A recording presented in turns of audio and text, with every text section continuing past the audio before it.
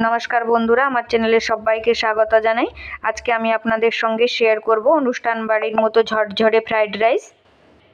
আপনারাও যদি এই রেসিপিটা বানাতে চান তাহলে অবশ্যই আমার ভিডিওটা পুরো স্কিপ না করে পুরো ভিডিওটাই দেখুন। এবং আমার ভিডিওটা যদি আপনাদের ভালো লেগে থাকে তাহলে লাইক, শেয়ার এবং কমেন্ট করতে ভুলবেন না, এবং পাশে আমার চ্যানেলটাকে সাবস্ক্রাইব করতেও ভুলবেন না। চলুন এখন দেখে নিই ভেজ ফ্রাইড রাইসের জন্য কি কি লাগছে। এখানে আমি নিয়ে নিয়েছি বাসমতি রাইস। আমি বাসমতি রাইসটাকে জলে ভিজিয়ে রেখে দেব। আমি প্রথমে জল দিয়ে ভালো করে ধুয়ে নেব। আমি কিন্তু চালটাতে বেশি প্রেস করব না, নাহলে কিন্তু চালটা যেহেতু লম্বা ভেঙে যাবে। হালকা হাতে আমি এটাকে ধুয়ে করে জল চেঞ্জ করে এই যে রেখে দিয়েছি। এখন এটাকে ঢাকা দিয়ে রেখে দেবো আধা ঘন্টার জন্য। এখন চলুন আমরা ফ্রাইড রাইসের জন্য কি কি সবজি লাগছে ওই সবজিগুলোকে কেটে নেব। এই যে আমি এখানে জুলিয়ান করে কেটে রেখেছি গাজর। এখানে আমি নিয়ে নিয়েছি বিনসগুলোকে আমি এরকম করে কেটে নিয়েছি, দেখতে ভালো লাগবে। এখানে নিয়ে নিয়েছি মটরশুঁটি। এখানে আমি নিয়ে নিয়েছি টুকরো করে কেটে রাখা পনির, আর নিয়ে নিয়েছি কাজু কিশমিশ, নিয়ে নিয়েছি গোটা গরম মশলা, আর আমি চিনিকে গুঁড়ো করে নিয়েছি, আর নিয়ে নিয়েছি ব্ল্যাক পেপার পাউডার।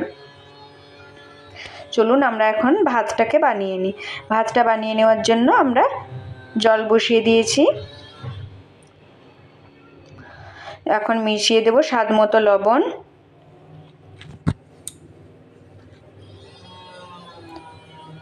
দিয়ে দেব সাদা তেল। সাদা তেল দিলে ভাতটা কিন্তু বেশ ঝরঝরে হয়। এভাবে যখন জলটা ফুটে যাবে তখন জল ঝরিয়ে চালগুলোকে জলের মধ্যে দিয়ে দেব। আমি কিন্তু ভাতটাকে পুরো 100% কুক করব না, আমি 70 থেকে 80% কুক করব। ভাতটা কিন্তু গরম ভাপেও কিছুটা সেদ্ধ হয়, আর ফ্রাই করার সময়ও কিছুটা কুক হয়েই যাবে। এই যে দেখুন আমি এরকম একটা প্লাস্টিক ছাঁকনির মধ্যে ভাতটাকে ঢেলে নিয়েছি। আপনারাও এরকম ফাঁকা জায়গাতে রাখবেন। এই যে আমি এখানে কড়াই বসিয়ে নিয়েছি। কড়াই বসিয়ে আমি এখন কড়াইয়ের মধ্যে ঘি দিয়ে দেবো। আপনারা চাইলে সাদা তেলও দিতে পারেন। এখন আমি এর মধ্যে দিয়ে দেবো গোটা গরম মশলাগুলো।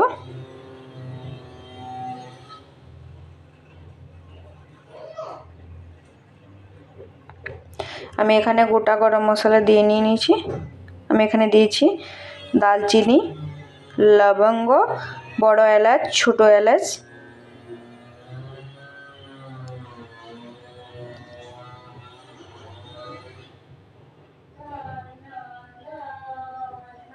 এখন আমি একে একে সবজিগুলো দিয়ে নেব।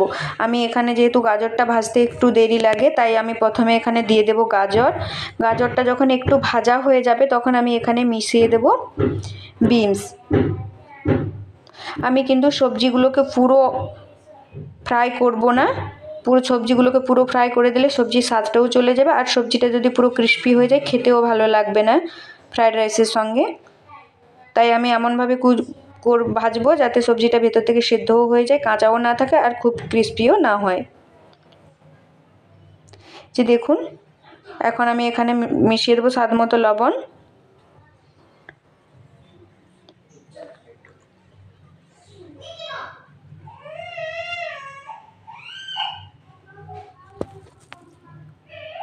এখন আদা ভাজা হয়ে গেছে। এখন আমি এর মধ্যে দিয়ে দেবো কাজু ও কিশমিশ।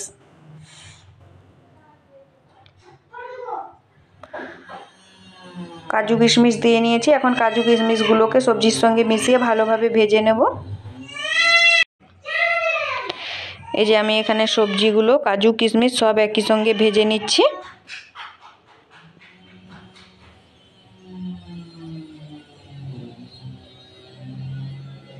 এখন আমি দিয়ে দেবো এখানে মটরশুঁটিগুলোকে বেশিক্ষণ ভাজবো না, জাস্ট একটু নেড়ে চেড়ে এখন ভাতটাকে এর মধ্যে দিয়ে দেবো। এখন আমি ভাতটা ঢেলে নিয়েছি। এখন আমি ভাতটাকে সবজিগুলোর সঙ্গে বেশ ভালোভাবে মিক্স করে নেব।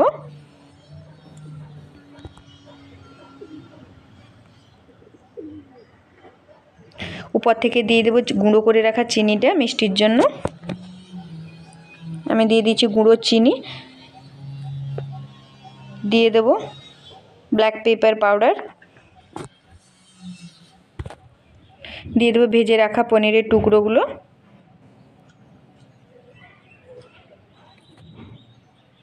এখন আমি এটাকে ভালোভাবে মিক্স করে নেব।